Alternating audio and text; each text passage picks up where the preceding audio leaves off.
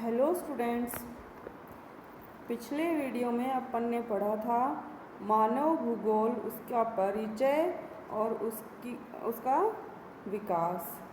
आज हम पढ़ेंगे मानव भूगोल की प्रकृति और कुछ महत्वपूर्ण भूगोलवेत्ताओं द्वारा दी गई मानव भूगोल की परिभाषाएं। हम जानते हैं कि मानव भूगोल के एक स्वतंत्र विषय के रूप में विकास के लिए फ्रेडरिक रेटजेल, जो कि जर्मन भूगोलवेत्ता थे, इन्होंने बहुत अधिक योगदान दिया था, इसलिए उन्हें मानव भूगोल का जन्मदाता कहा जाता है। इन्होंने एक बहुत महत्वपूर्ण बुक लिखी थी, एंथ्रोपोजोग्राफी। अब हम देखते हैं कि मानव भूगोल की प्रकृति क्या है।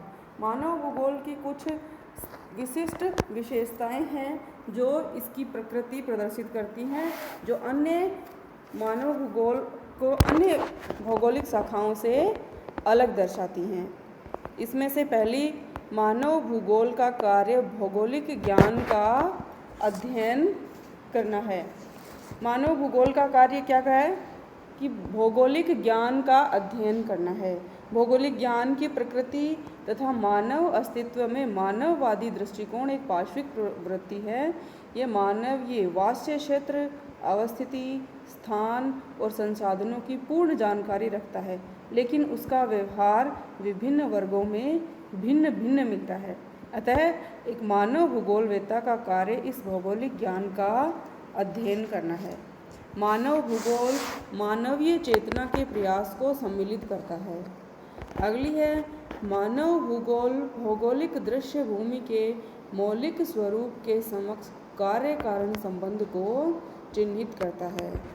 इससे अगला, मानव भूगोल सहभागी पर्यवेक्षण, सहभागिता, विचारों के आदान प्रदान आदि का तार्किक निष्कर्ष पर बल देकर मानव व स्थान के मध्य सहसंबंध की खोज करता है। मानव भूगोल मूल्य आधारित शोध को अत्यधिक महत्वपूर्ण मानते हैं। ये मानव भूगोल एक ऐसा दृष्टिकोण है पूर्व विश्व के रहस्यों को उजागर किया जाता है। और एक भूगोलवेत्ता थे प्रसिद्ध बैरोज, उन्होंने मानव भूगोल के बारे में लिखा कि मानव भूगोल मानव पारिस्थितिकी है। ये शिकागो विश्वविद्यालय के प्रसिद्ध विद्वान थे। सन 1922 में अमेरिकी भूगोलविदों की एक समिति के अध्यक्षीय भाषण में उन्होंने स्पष्ट किया था कि मानव भूगोल मानव पारिस्थितिकी है। अब पारिस्थितिकी क्या होता है? पारिस्थितिकी में संपूर्ण जीव जगत एवं पर्यावरण के मध्य संबंधों का अध्ययन किया जाता है। इस आधार पर मानव पारिस्थितिकी में मानव एवं उसके सामाजिक और भौतिक पर्यावरण के मध्य संबंधों का अध्ययन करते हैं। इसमें मानव पर्यावरणीय संबंधों को महत्व दिया जाता है, जिसमें मानव समाज के प्राचीन से लेकर वर्तमान तक के विकास को सम्मिलित किया जाता है। यह विकास संपूर्ण भूवैज्ञानिक एवं ऐतिहासिक समय के अनुसार नियमन तथा अनुकूलन द्वारा संसार को परिवर्तित करते हुए पूर्ण हुआ है। अब हम देखते हैं कि मानव भूगोल के विकास में किन किन भूगोलवेत्ताओं का महत्वपूर्ण योगदान है। फ्रेंच भूगोलवेत्ता थे Vidal de la Blache, Jean Brunhes, Albert Demangeon आदि। जर्मन भूगोलवेत्ता थे Humboldt, Carl Ritter, Ratzel. American भूगोलवेत्ता थे E.C. Semple, Huntington, Isaiah Bowman, Griffith Taylor, Carl Sauer इत्यादि। ब्रिटिश भूगोलवेत्ता Mackinder, J Fleure, Dudley Stamp, Herbertson इत्यादि। अब कुछ भूगोलवेत्ताओं ने मानव भूगोल की परिभाषाएं दी हैं। उनके अनुसार ये परिभाषाएं क्या हैं, हम देखते हैं। प्रसिद्ध विद्वान रेटजेल ने परिभाषा दी है कि मानव भूगोल के दृश्य सर्वत्र पर्यावरण से संबंधित होते हैं, जो स्वयं भौतिक दशाओं का एक योग होता है। एलन चर्चिल सैम्पुल, जो कि अमेरिकी भूगोलवेत्ता हैं, इन्होंने, ये रेटजेल की शिष्या थी, इन्होंने मानव भूगोल की परिभाषा दी है, जो कि बहुत महत्वपूर्ण है। क्या कि मानव भूगोल अस्थायी पृथ्वी और चंचल मानव के पारस्परिक परिवर्तनशील संबंधों का अध्ययन है। अर्थात मानव भूगोल क्या है? अस्थायी पृथ्वी, पृथ्वी स्थायी नहीं है, ये अस्थायी है। मानव कैसा है? चंचल है, और उनके मध्य संबंध परिवर्तनशील हैं, और उन परिवर्तनशील संबंधों का अध्ययन ही मानव भूगोल है।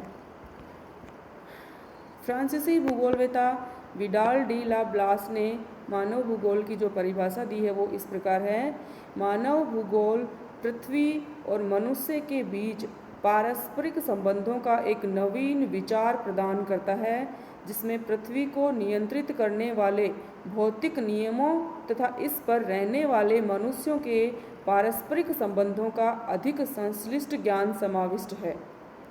इसी प्रकार जीन ब्रोन्स, ये भी फ्रांसीसी भूगोलवेत्ता थे, इन्होंने बताया कि मानव भूगोल क्या है कि वे सभी दृश्य जिनमें मानवीय क्रियाएं कार्य करती हैं हमारी पृथ्वी तल पर एक विशेष वर्ग के दृश्य हैं, और इस प्रकार के भौगोलिक तथ्यों के अध्ययन को मानव भूगोल कहते हैं।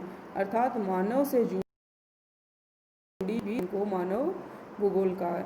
अब एल्सवर्थ हटिंगटन, जो कि अमेरिकी भूगोलवेत्ता थे, इन्होंने परिभाषा दी है कि मानव भूगोल वातावरण तथा मानवीय क्रियाओं और गुणों के पारस्परिक संबंधों की प्रकृति एवं वितरण का अध्ययन है। अर्थात इनके मध्य जो संबंध हैं उनकी प्रकृति कैसी है और उनका वितरण कैसा है, वे किस स्थान पर किस समय पर कैसे रहे हैं। तो मानव भूगोल की अगली परिभाषा हम देखते हैं, फेलमैन और गेटिस। इन्होंने क्या परिभाषा दी है कि मानव भूगोल क्रमबद्ध भूगोल के दो मुख्य वर्गों में से एक वर्ग है।